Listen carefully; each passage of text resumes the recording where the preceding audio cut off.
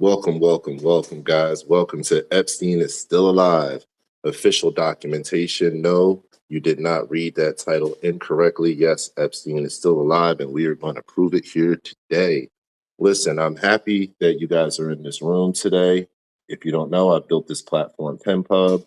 Brenda, Terry, Tam, thank you for being here. I think I seen Terry's purchase of my book planned last night or this morning, I believe it was. So thank you guys for, the people who have purchased the book. If you don't know where that is, that's right over here. You can go to planbyty.com. Again, that's right down here, planbyty.com. And that way you can get over to this website where you'll be able to log in and you'll be able to get a beautiful copy of my book planned. So that's right there. I appreciate you guys being in the room today, hanging out with me. We have some heavy information, as the title suggests. Epstein is still alive, official documentation. Listen, let me put it over here real quick so you guys can see. This is what we're going to cover. We're going to get right to it, right? First, I want you to remember, this is a key theme right here. A coincidence plus another coincidence is not equal to just another coincidence. Okay?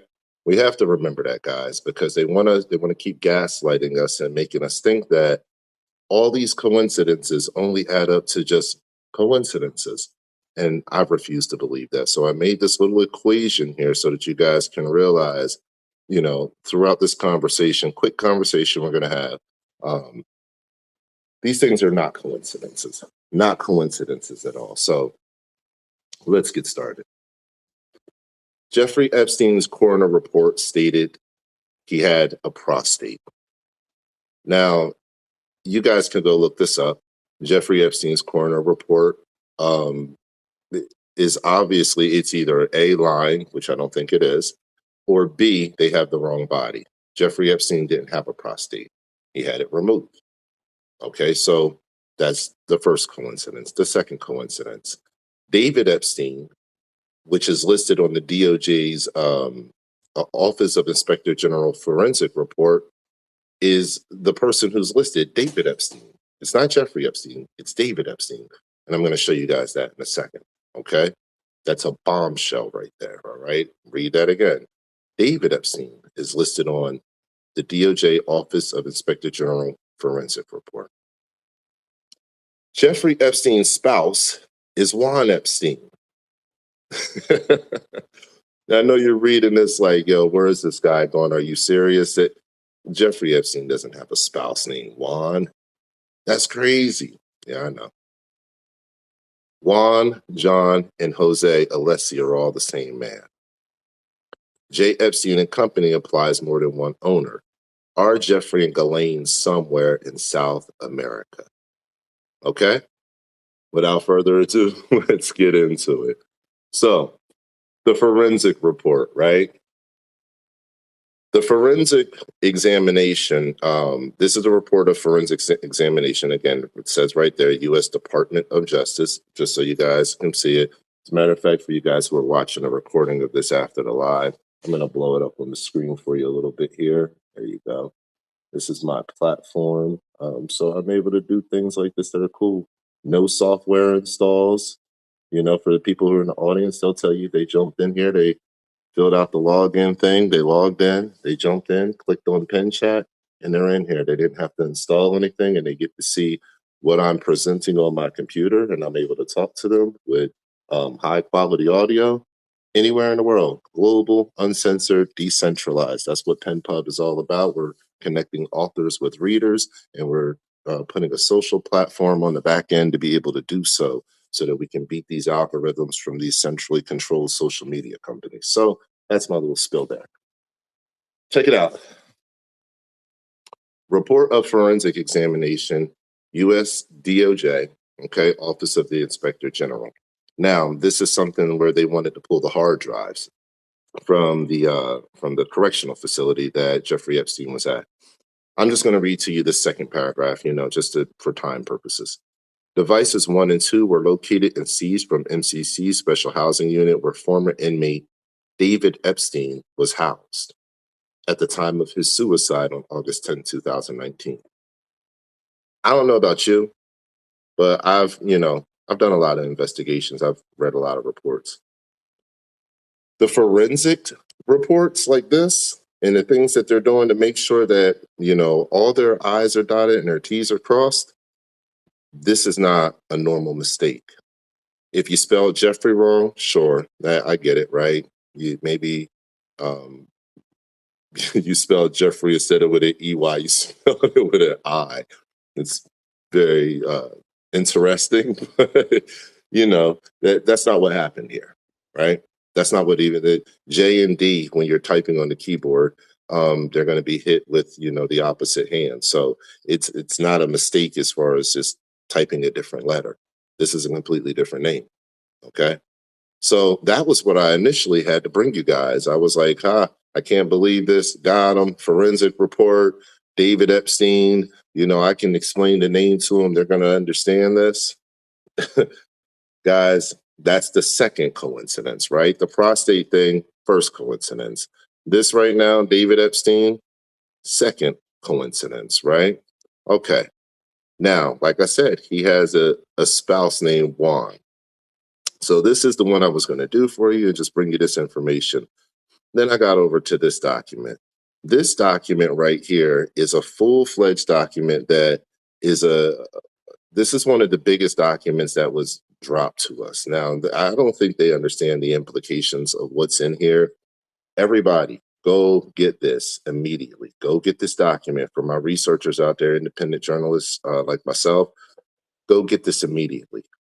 If you do not have this document, you're missing out on a lot of data points, a lot of information you might want to use. The AI can help you to summarize a lot of this data. So get this document, use this for your arsenal, right? I used to work in debt collections. I used to work with LexisNexis, and there's a lot of data I was able to pull off of there so I can be able to, I was able to collect very efficiently. I was one of the top collectors at the company. So I say all that to say this. Whatever data report this is so much more data than I was privy to, and I had a lot. When I called you on that phone, I knew everything about you. Everything that I needed to know about you. What accounts you had open, your revolving balances, everything, your last payments that you were making on accounts that weren't even associated with anything that I had, that I was collecting on. I had everything. So whatever these intelligence agencies have is a lot more powerful than that. This is the stuff we see on the movies where they're able to pull your whole file. And when they pull your whole file, they get information like this. They're able to pull your file and the relatives around you, and they get information like this right here. They get all the social security numbers and date of births of everybody. That's Scott Epstein right here. Here's Howard Epstein. Okay. And we can keep going down. There's all these potential first-line relatives of Jeffrey Epstein are listed in this file. Now, why am I telling you this and why is this important? Let me show you why. First of all, let me also show you this. Whenever they do it, like this right here is located next to a school. One of his businesses down in St. Thomas. This is the one where they drove the boat from here over to Little St. James, I think it's called Little St. James. LSJ, yeah, Little St. James's Island, Epstein Island, of course, is located next to a high school. But this is why I'm telling you this, how powerful this report is. So, just kind of giving the report some validity. Even these houses that are up here in this area that are around this business and houses and neighborhoods that are around Jeffrey Epstein's, they're able to literally pull, and part of this report here, you'll see it, when you pull it on your end. I'm not going to go through it here, but they're able to pull the data of all the neighbors. So this implies that whatever intelligence agency this was that put this report together, whenever you can pull all the datas and pull all their socials as well by address, pulling socials by address is something that's a superpower that we don't get as regular citizens, okay? I didn't have that power as a debt collector and using the LexisNexis software and having access to that. I didn't have that kind of superpower. Um, this is next level. This is a report that is an official report, right? So let's go up to the interesting part that we're all here for, right?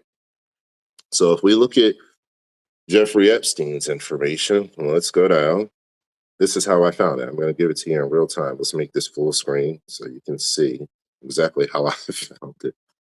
So I'm looking through this and I'm looking for David Epstein, right? And I found David Epstein. We'll do that in a second. But this is when I found that other coincidence, right? I'm scrolling. I get down here to his profile. I'm reading. Date of births are blocked out. And I'm like, why is there more than one date of birth? That's, odd, whatever. And I look again and I'm like, hmm, spouse name. Who's Juan? I don't remember him being married and I don't remember him being a homosexual. So I said, that's interesting. Then I got here and it said marriage license, yes, divorce, no. That means this document, which is uh, right there, done in 2018, this document is means very possibly at the time of his death, Jeffrey Epstein was married to a man. That didn't jive well with me. I said, no. Everything that I've seen about Epstein, I'm not saying that he wasn't involved in that community at all. I don't know, but everything that I've seen about Epstein has been women and very very young girls, children, right? So this was an anomaly. One, that he's married. Two, that he's married to a man. Okay. I scrolled down a little more, and I hit this picture. And I said, "Whoa!" I said, "He looks Spanish in this picture. He looks like a Juan." Wait a second. Juan starts with a J. He looks Juan. He looks Juanish right there. Hey, hold on. Is Jeffrey Epstein Juan?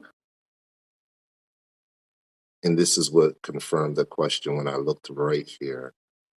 J. Epstein and Company Incorporated. It hit me like a ton of bricks. If you wanted to fake your death, of course you'd have a fake body, which they have. Um, the forensic documentation would show a different name. It's still showing Epstein, but a different Epstein. And then the third part is you have to legally be able to still control your money. The businesses don't die with you. The businesses are controlled through a trust that moves on. Um, but if you wanted to still be able to control that trust, you'd have to have legal entrance into, your entities and structure, unlimited legal entrance, especially if you're faking your death and you're not dead. Here's the perfect way to do it. J. Epstein and Company Incorporated. You could put Juan in there. You could put Jeffrey in there. The J doesn't have to stand for Jeffrey. It could stand for Juan Epstein. And we would never know that this man is still controlling these entities or some of these entities without us ever knowing that he's literally still alive. So, with that piece of the presentation, I bring you over to a coincidence plus a coincidence plus another coincidence. It's not just another coincidence. You mean to tell me that the coroner got a body that had a prostate in it? That's not Jeffrey Epstein. On the DOJ's Office of Inspector General's forensic report, David Epstein is listed.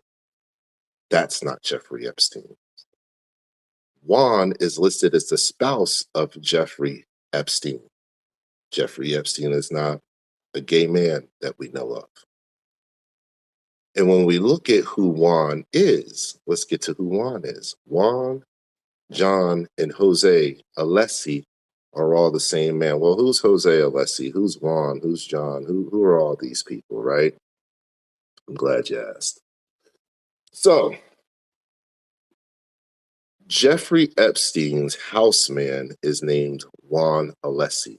Now, the police report says, and I would tell everybody, Get this batch of files too. They don't want you to have this one either, right? Get this file immediately. Download it. There's a lot of Palm Beach information in there that you need. And I'm going to tell you why in a second. So this report tells me something that's a little bit of an anomaly. I believe that this lady's name is Mary. It's a female. I believe this is Mary Alessi, which is Juan Alessi's ex-wife. Okay, so at this time of this report, she would have been, I guess, 56 years old. And we know that Juan Alessi, I believe, was born in 50. So at the time of this report, he would have been roughly about the same thing, I think, somewhere around there, around his 50s. Either way, he'd have been in his 50s as a, still not that old of a man, right? Now, what I did notice is there's a different address here listed for a John Alessi at a different age and a different birthday. This is not Juan Alessi's birthday. I don't know if this is his son. I don't know if he has a son.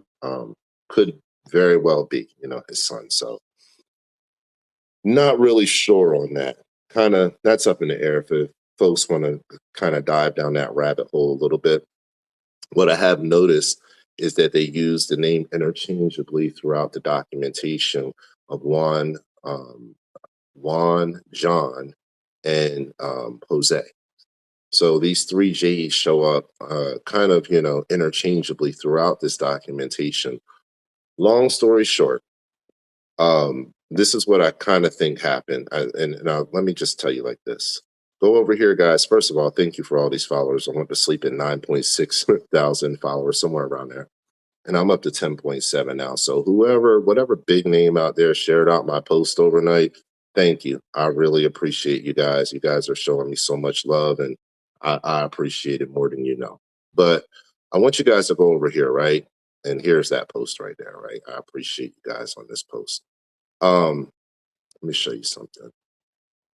This right here. Trump and Epstein, how they got away with it, part 1. I have it open right here on the screen. Now, I think that you guys should really, really go watch this. In this, I document exactly how all of this was boarded up. They don't want you to know this house no longer exists, right? They tore this house down. This is Epstein's old house. If you change the date right here to 2011, you too can see this as well. This is Epstein's old house, right? And I tell you in this video, I walk you through everything in this video, right? How they got away with this for the first time anywhere in the world in life. I unveiled to you, like I'm the only independent reporter to ever report this. So you're getting 2 stories in one on this video, right? Watch. This right here was a waterway, a private waterway that's right here. That's why it looks like this right now, because this is an entranceway right here, right up in here. This is an entranceway for boats to be able to go in. And I'll show you back in here. When they went in that entranceway right there, it kind of led in right here. Okay. And there was a docking area. Let's go back to it. There was a building that was right here before all this was torn down, where the boats could pull in and you can load and unload here, had a wall here so you wouldn't be able to see, for the rest of the world wouldn't be able to see. And all the trees were grown over. They were kind of grown over right here. So you couldn't see it from the air. You couldn't see it if you were a neighbor. You couldn't see it from out here in the boating world. It has, there's no line of sight or visibility along this line right here. You couldn't see anything. You'd be able to pull a private boat right up in here, be able to get out right here, and then go into one of the many rooms that were located on side of the house, right? Now, this setup was very advantageous to run a business out of, right? And this is why I made the argument in that video, and that you should all go watch, right? Do not miss the opportunity to see this. Trump and Epstein, how they got away with it, part one. It was very advantageous for Epstein because he was able to run a full massage parlor slash sex slave brothel for him and his elite buddies. And they were able to basically hide in plain sight their trafficking activities. And then they could host these massage rooms up here on the second floor of this house that he had. And then with the elevator that was in the house. Okay. Now, I'll walk you guys through a video another time. These are just some screenshots from the video I have. Again, I have Epstein files that other people don't have. So it, yeah, I'll show you more of these files as in the coming days. So make sure you follow me. Make sure you get this information out there. But this is the elevator in that two-story house, right? So the elevator in this two-story house, in my opinion, right, and from what I could see in the video, I don't think it just goes up and down between the first and the second floor, right?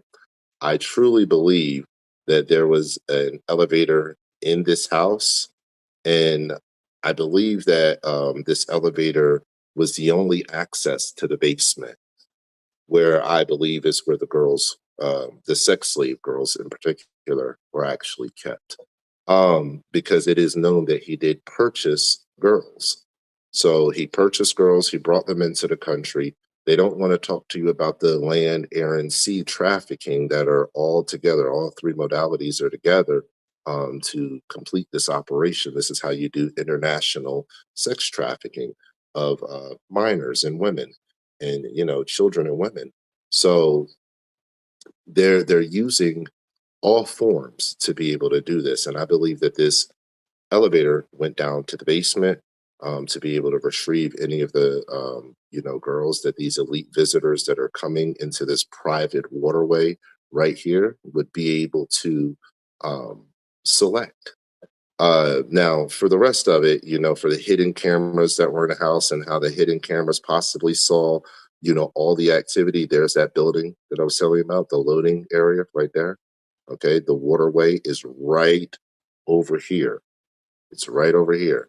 And the boats would be able to pull in right here. They can go ahead and, get out, if you will, right over here. And they would be able to come right inside, and be able to go up to the second floor and have their services rendered. This is in front of Epstein's desk, looking out into the water area, so you can see any boats that are coming in. And this is the hidden camera back here that was behind Epstein's desk that would have seen all of that activity, and that the detectives saw other girls on the video footage when they were able to take the computer, this computer right here, from Jeffrey Epstein's Palm Beach home, the computer that says "do not touch" on it, right there. Okay, see that? Do not touch. So this is the computer that was running the surveillance that they took from the house, the surveillance of the garage, and the surveillance of the spy camera that was set inside of a clock behind his desk. That would have caught all the incoming boat traffic that was also coming in, which would have compromised any of the clients on his client list. He operated a shadowy operation that kept his clients pretty much shielded, and that's what they relied on Epstein for, was for anonymity, for safety, for so they can be able to do the nefarious things they were doing and get away with it because he provided that privacy and protection for them. Well, this is how he slipped up by trying to catch Juan Alessi, the person stealing the money, which I now no longer think he was trying to catch Juan Alessi. I think this was an operation. Let me explain to you why. So he's having money stolen from him, right? And it was stolen on several counters.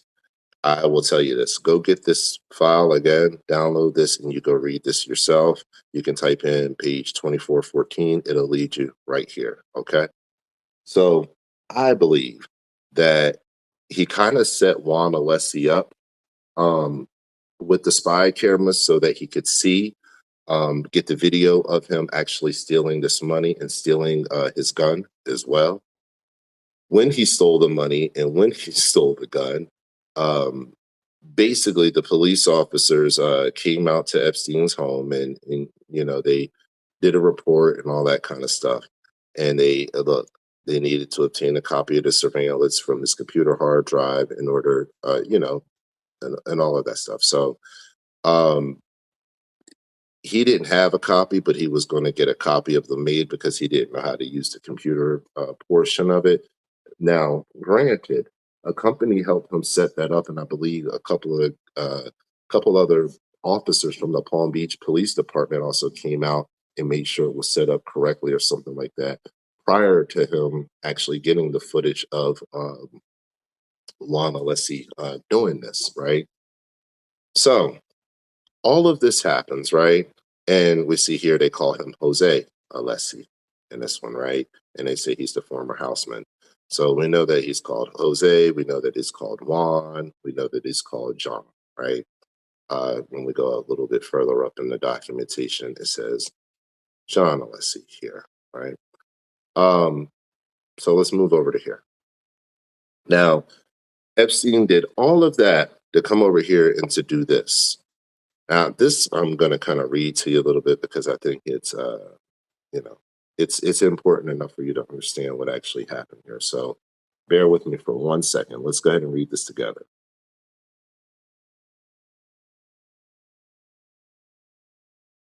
All right. On Monday, hold on, let me make sure you guys and girls can hear me. Can you guys and girls hear me down there in the basement area? If you guys and girls can hear me in the basement, let me get at least one thumbs up or a wave. Brenda, I know you were in the room a second ago. Are you still in the room with us, Brenda? Can you hear us? I know Brenda was just in here just before I got started. Oh, yeah, Brenda's still there. There she is. All right. Thanks for being here, Brenda. Really appreciate you being in here. So Brenda can hear us. We're doing a good job. All right. That's exciting. I'm so excited that you guys are actually getting what I'm putting together here and joining us like this. So everybody give Brenda some love. She's a rock star for being here and believing in Pen Pub and being here for the actual live broadcast. And see, you guys could have been here too. You guys could have been right in the room with us, right? All right. So this is important. Let's just get to it, right? Because when I tie the rest of this together, you're going to be able to see that you're going to be able to see what I'm talking about. I'm going to bring it home for you now. On Monday, 10/13/03 at 2 p.m., Mr. Jeffrey Epstein came into the police department and informed me that earlier today he met with his former houseman, Juan Alessi, at the pharmacy in Palm Beach. Epstein stated that he presented Alessi with a photograph obtained off the video surveillance system, whereby Alessi admitted to breaking into the house and taking the money. Alessi told Epstein that he broke into the house to take a gun that Epstein usually keeps behind his desk. He could not find the gun, so he took the money. Alessi said he and his wife are having problems and they no longer live together. I believe that's the lady Mary I was telling you about. He wanted the gun because he was contemplating suicide. Epstein stated that Alessi has already returned $2,000 of the stolen money and that he will be making arrangements with Alessi to pay off the remaining funds. I asked Epstein if he knew of Alessi's current address or phone number, and Epstein said that Alessi was going to call him at 5 p.m. today, and he would make arrangements for Alessi to come into the police station to be interviewed. Wait, what? Let's unpack that. Hold on 1 second, guys.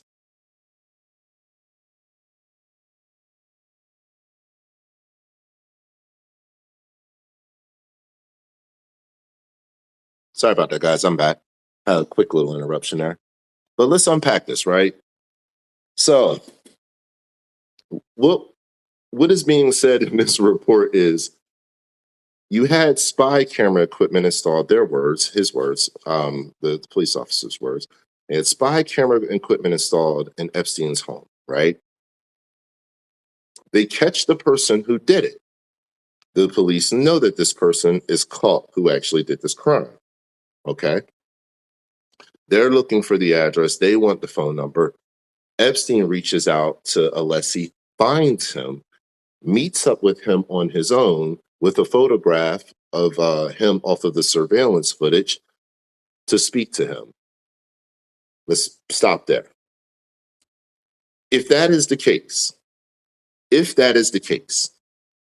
Epstein is a pretty brave man.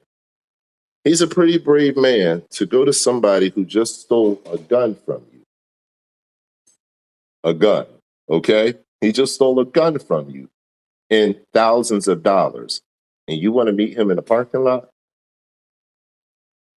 You want to meet him in the parking lot somewhere to talk to him? I had to let you see my face for this. Come on. Come on. So it gets better. Let's keep going. So you want to meet this man in the parking lot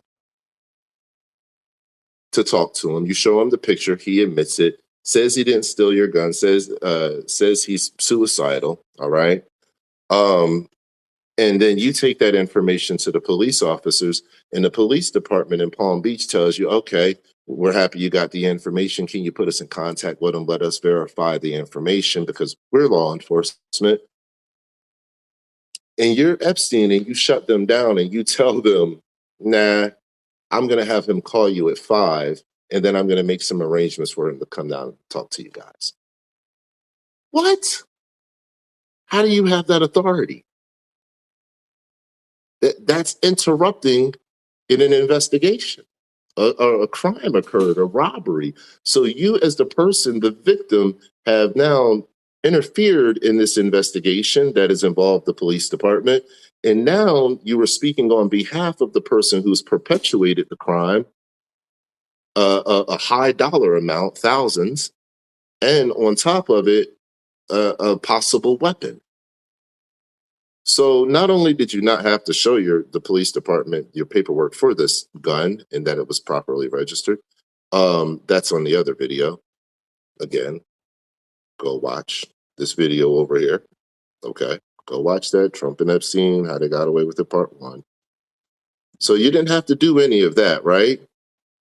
But now you get to kind of talk crazy to him a little bit and say, I'll make the arrangements for you to talk to Juan. Okay, let's read the rest. Epstein stated he no longer wants to prosecute. Okay. So you no longer want to prosecute Alessi, but you are concerned over the fact that the gun is still out there somewhere in the world. And Alessi said he doesn't have it, right? And right here it says Alessi returned to $2,000 and out of the $2,700. We're going to keep the reading at that. You guys could, of course, go, read more in both of these documents. This document right here, and I believe it was, let me see, this one too, right here. Just, screenshot those documents if you need to, but you guys can continue reading more into that. So we are to believe now that Jeffrey Epstein basically became an advocate for Juan Alessi, maybe felt bad for him, that he couldn't have felt bad for him initially because he didn't know the story. So I guess initially Epstein felt brave and said, I'm going to meet this guy on my own with no police department and go get my money, a couple $1,000s to a billionaire, right? Go get my money and go get my gun back in a drugstore parking lot. We're really supposed to believe that? No, I don't think that's what happened at all, right? Let's review it. I think what actually ended up happening, and I'm going to give my story now. I think that what Epstein decided to do, I think he said, if you're going to rob me, I'm going to set you up. I'm going to honeypot you. Epstein, the agent, probably procured out of one of the gifted and talented programs as a child because he was really good with numbers. And again, that's what they do to a lot of us gifted and talented children. They put us in those programs, and then we get all these opportunities and places. I worked on the inside for a little bit. I had a security clearance, and Was an information systems analyst for the Army at one time, and worked in some secure places with General Abrams, and worked at TRADOC. And I've seen a lot, and I've done a lot. And when I look back over it now, and I realize I was probably procured from a young age because of the gifted and talent programs and stuff like that. And some of the things that I was involved in because of that. And like, I was installing fiber optics for the school in the 1990s. Before anybody even knew what fiber optics were, I was working with those guys and, installing that kind of stuff as a teenager.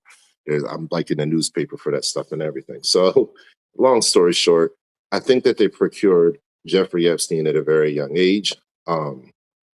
And I think that they groomed him to become an intelligence asset. And I believe that over time, they did the same thing to Donald Trump as well in his 30s. They groomed him as well. He's given millions, and since the 70s, he actually helped to give millions out of his personal money to help resettle Israel into the place of where it's located today. That was Donald Trump that did that. That's why they have so much love for him. He's been giving money to them for over 45 years, right? So he's been doing it for longer than I've been alive.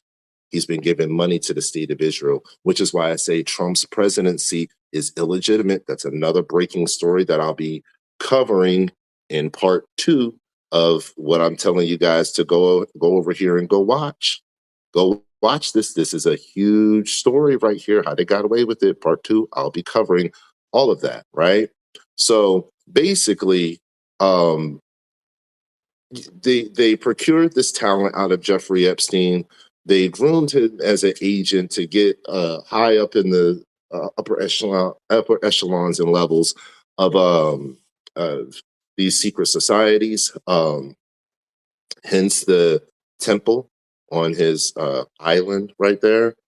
They groomed him to get high up in these upper echelons, put him into these. They knew that they had Epstein compromised too. They put Epstein and his handler, Ghislaine, into these positions to be able to bring in these targets, these high class or high profile, they weren't high class at all, high profile businessmen from around the world. Businessmen, religious leaders, athletes, stars, all kinds of people knew Jeffrey Epstein, just the same way when Trump was throwing all his parties and modeling his life after Epstein's, how everybody started knowing Donald Trump, TV show. Anyway, so they all knew Epstein, right? So he was groomed into a position where he had access. That's what my book is based on. It's the new access-based economy that we're going into, right? That's what my book Planned is based on. So they groomed Epstein into a place of access where people would feel comfortable. And now you have thousands of hours of video and audio recordings of these people from all around the world who are just comfortable sitting in these settings with Epstein, talking about whatever they want to talk about. High quality recordings that were, could only be done by intelligence assets, as in our government here in the United States, and also the state of Israel. So they all felt comfortable with this asset, this agent named Jeffrey Epstein, right? And they would all come to this brothel and to his other locations by land, sea, and air, which is what they want to hide to you about in Palm Beach, and how this is connected to Mar-a-Lago, 1.8 miles away, right? Pull out of here, go around this little piece here, and you're right there at Mar-a-Lago. Okay? This is all connected, land, sea, and air. They're hiding this. This is a business. This is a brothel. So they want to hide all of this stuff, right? In the fact that he was groomed into this agent, because eventually, in my mind, I believe the very next thing that ended up happening was Epstein outsmarted the entire system. You have the first coincidence of the body. Now we're realizing it's not Epstein's body. Okay, that is a massive, massive problem. We have the second coincidence, a report of forensic examination stating a different name entirely. Massive problem. Who is David Epstein, right? That's also, we'll get to that in a second. And now you have the third coincidence, that Epstein is a married man and he's married to another man named Juan, off of an official complete scraping of his life. They've scraped every piece of data and information from all his ownerships of all the companies and his stake of ownerships in the companies, all the socials of the people surrounding him and potential family members, everything about him. So we know that this is an official report. We don't have the marriage license, but we see that he is married and he's married to Juan. So a coincidence plus another coincidence, they want us to believe that it's just another coincidence. I'm telling you, it is not equal to just another coincidence. It is not. This is too many coincidences to fool us, okay? To completely fool us and to make us look stupid. J. Epstein and Company Incorporated does not have to be Jeffrey Epstein and Company Incorporated. In fact, Jeffrey Epstein, in my opinion, a compromised Juan Alessi. Do not do anything to Juan Alessi. Don't go hunting him down or anything like that. Juan Alessi is an older man. Don't do anything if Juan Alessi has kids or an ex-wife. Leave them alone too. I'm just giving you a story. Do not interfere in these people's lives at all, for any reason. Don't call them. Don't harass them. I'm telling you that right now. But I'm giving you the story as it's laid out. So I believe he met there with him, and I believe that the man who was compromised and groomed to become the asset that he was, I believe that he literally went there and he groomed and turned Juan Alessi into an asset and gave him an offer he couldn't refuse, basically. You won't have any jail time. I won't turn you in, and I'll control the situation. As long as you basically do what I asked you to do, play ball. And I believe in that playing ball, back during that time frame of '03, I believe that what Jeffrey Epstein was able to concoct was a way to be able to access his finances and all of his wealth and all of his various properties and information, even in death, quote unquote death. So he knew that he can exit the system, i.e. fake his death, restart somewhere else, a little bit of plastic surgery, change, your facial structure just enough, gain a little bit of weight, and you already have the look. Now you become Juan. Okay? Dye your hair. Now you become Juan. Just a Spanish guy in a Latin country somewhere, living his life, got a bunch of money, made his money from God knows what, but he's just living in his life and kind of out of the eye of the public, so you don't see him much. That's why we see this fake Ghislaine Maxwell that's down there in prison is not the real one, because I'm guaranteeing you she's with Epstein. If I'm Epstein and I'm sitting in New York and I make the call and I say, you got 48 hours to get me out of here and stop playing with me before I crash this entire stock market in multiple countries. Stop playing with me. You're going to get Epstein out right away. And I believe Donald Trump, again, they fought over a property, a 50-car garage property right there. And I don't have that up for you guys, right? But there's a 50-car property that these gentlemen fought over right here in Palm Beach. And I cringe at the word gentleman, right? They were anything but.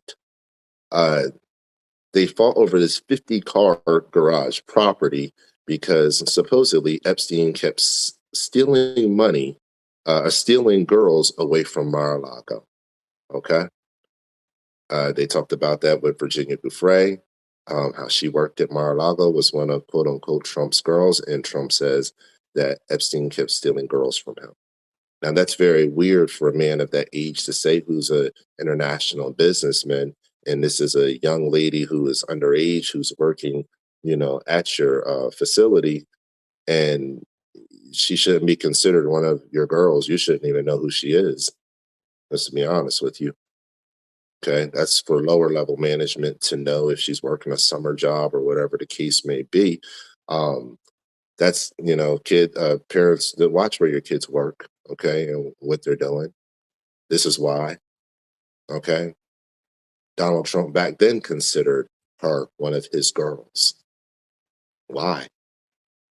So Epstein stole her, and I believe because of doing this several times, um, it was just quite easy to see why Donald Trump decided to steal the 50-car garage property that's located over here um, from from Epstein. He didn't want him to have it because he wanted to make a point to Epstein that you're not just going to, steal stuff from me and nothing's going to happen to you. I'm going to make sure that you pay for it.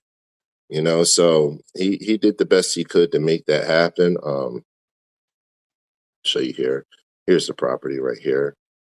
And somebody was asking that question, right? They wanted to learn. Um, how do you account for that? And I was letting them know, hey, look, right here, this is the property that they argued over, right? They live on this side of the waterway right here. So they live on the inside. This property was on the outer way and it had a 50-car garage under it sitting right on the beach. Think of that. What would two men who don't own 10 cars between the both of them want with a property with a 50-car garage underneath it? Especially a man who has an elevator, okay, in a 2-story house. He probably wants a bigger basement. When Epstein saw this property, he knew that this was his opportunity to get everything he wanted. For Epstein to be going after a property of this size, look at it. For him to be going after a property of this size meant he had the money to do it. He had the means to do it, the ability to pull this off. This was going to be his crown jewel. So what did Trump do? Trump said, you keep stealing girls from me, you're going to stay in this little house. Trump teamed up with some people that he knew, and they went ahead and bought the deal right from underneath Epstein, and Epstein was furious about it. So whatever Epstein did, I'm sure pissed Trump off even more. And after that, I believe Trump went ahead and dropped the dime on Epstein about the girls. Here's the kicker.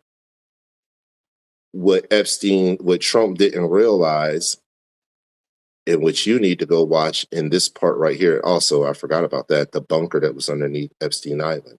So Epstein was used to having bunkers under the ground. That's also right here, and how they got away with it, part 1. This is a part of his lifestyle, these bunkers and these underground facilities. They don't want to tell you about that. They don't want to show you the hidden waterways and stuff like that. They don't want to show you the hidden waterways and the boarded up windows and all of that. They don't want you to know how the operation actually works, right? That's not what they want you to know. They're not interested in you learning any of that at all. Go watch this. You must go watch this, okay? You have to go watch it.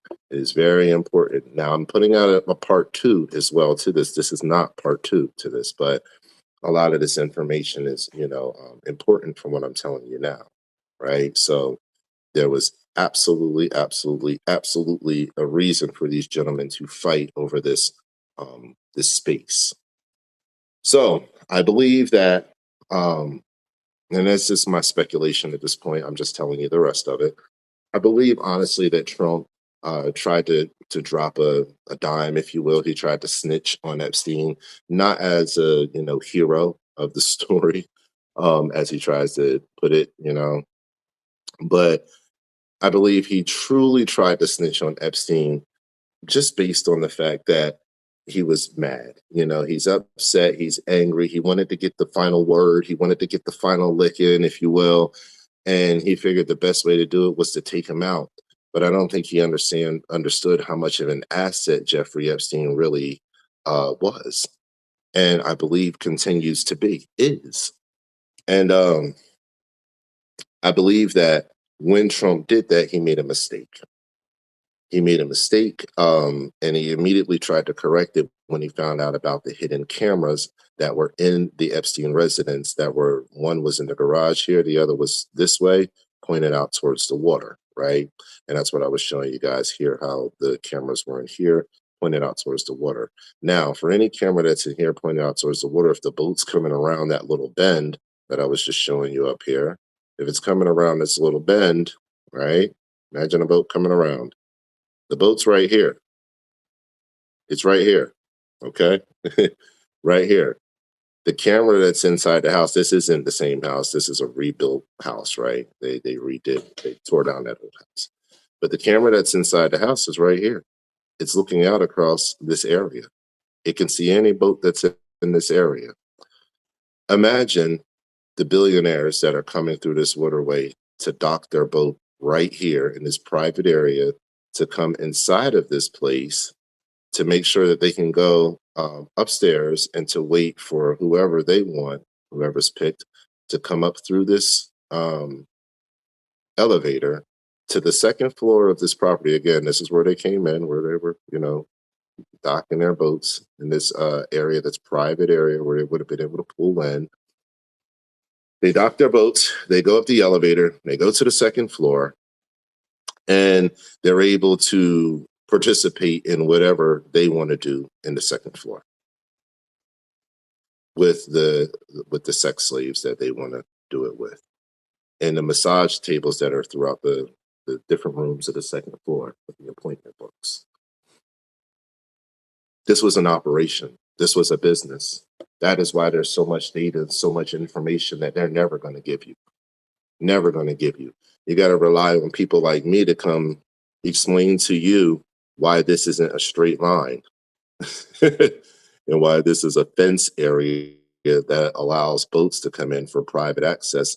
And look, I don't know if Google is in on it or not. This is obviously obscured from you knowing that there's water here. Okay?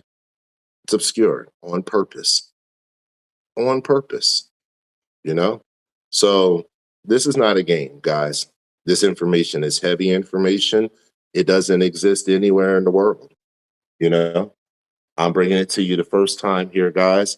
And I appreciate you being here and listening, especially zoom this out down here. Brenda is a rock star, right?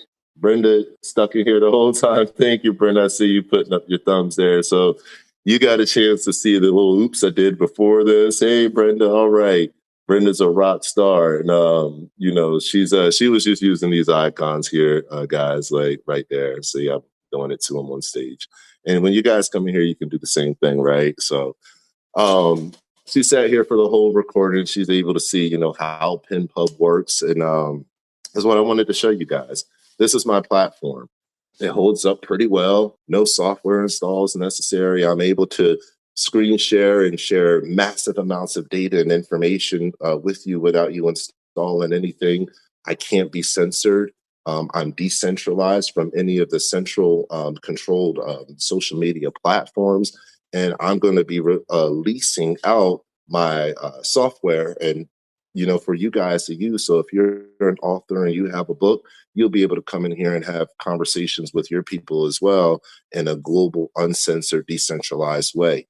Google Chrome is accessed by about 2 billion people a month. So that tells me that just Google Chrome, that one web browser alone, I'm able to take PenPub and put it in any of those Google Chrome web browsers anywhere in the world. That's over 2 billion people that can immediately hear me, watch what I'm talking about, and that I can share conversations with, like Brenda down there, share these meaningful conversations with, and be completely unaffected by social media algorithms. I also have push notifications built in here for the authors, so that when you're getting ready to go live, you can send out a push notification to all of your people, right? So that's why I'm saying I'm looking for investors to come on board to really get a chance to see the power of this platform that I'm building, I'm breaking news stories all the time. You know, that's two breaking stories that you kind of have in one. I broke, which was, you know, basically what I said was the biggest story in the world the other day, which is Trump and Epstein, how they got away with it. Number two, which is how Trump is kind of an illegitimate president because he never did his FARA filing, his Foreign Agent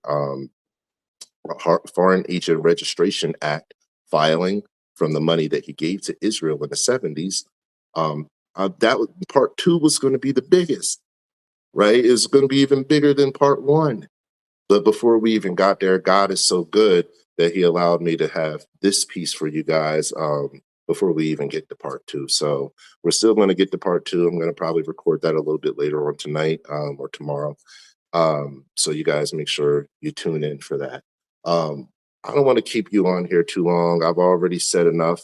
I just want you to come over to planbyty.com, right? And when you log in, you'll log into my book right here. You'll get a free trial version of it. You know, you go ahead and go through it and check it out for yourself if you like. And there's a lot of great information in this book. It's from an interview that I did over 10 years ago. So you guys are more than welcome to do that. You're going to hit a paywall though, like right about right here, right? So that paywall is going to say, hey, you got a purchase planned, right? And you guys can easily just purchase my book by clicking that right there. It'll take you to that purchase page, or you can access it up here and just go to billing, right?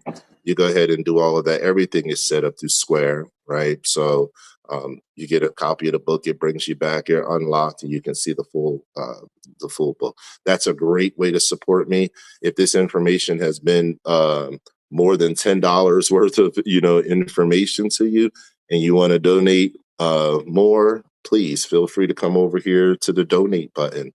And I'm trying to build out this platform. So anybody that donates, you're going on a special list once we actually take this out of beta and go, you know, go public, go global. All of the people who invested through donations or private investors, I'm going to do something special for them. So if you donate here and it's more than that, the $10 purchase of the book, you are going to you're going to be included in what I do moving forward once we get global distribution. So with all of that, thank you guys for being here. I hope that this information was valuable. I hope that this breakdown was valuable. I hope that you got everything that you came for. Thank you for the wait. I really appreciate you guys waiting for me to get this thing done. It was kind of a wild ride to get it done. We did it though, guys. We reached the finish line. We did it in under an hour. I said 30 minutes, but we got it done in under an hour. I'm super stoked about it, super excited. I wanted to get this thing right for you guys. So if I've done a good job, you're excited about this information and the implications of it, and you know that a coincidence plus another coincidence is not equal to just another coincidence. I want to make sure that you smash that like button, smash the share button, get it out there to everybody. I'm going to put it out here on X first. I'll probably have it uploaded here on my We Are Not Going to Mars. You guys make sure that you're following this. The easiest way to get to this is to go to my X profile. Okay, I'll show you that, guys, that real quick. Just go to my X profile, right? I want to put this back over here for you. You can also watch the Charlie Kirk series right here on my site, guys. You can watch that. I'm going to upload the new video today, right? I'll have the new one, part 5 up there. But if you want to watch part 5, right, you can go to my We Are Not Going to Mars on X right now. You can click on my link tree right there. I'll show you guys in real time, right? You click on that link tree, you're going to get 2 things at one time. You're going to get access to part 5, and you can watch that there, and then go to the YouTube and comment in the comment section. And you're going to get access to PenPub right there. So once you click on PenPub, it's going to open you up right here. This is the beauty of being able to do all this on my computer. And you'll be able to go into PenPub that way. Now, you see, of course, I had the last page I had open on PenPub was, it goes to the last page you had open. And the last page I had open was that. So let's move it back. I have a lot of features built into here, guys. So you can also go into your settings if, customize your book to how you like it. Show the background if you want, the flying books that I have in the background, do your page count, all this stuff. Make sure you turn on your push notifications. Make sure you turn on your push notification so you know when I'm going live in this platform. It's the only way that you're going to know I'm going live is if you turn on those push notifications, right?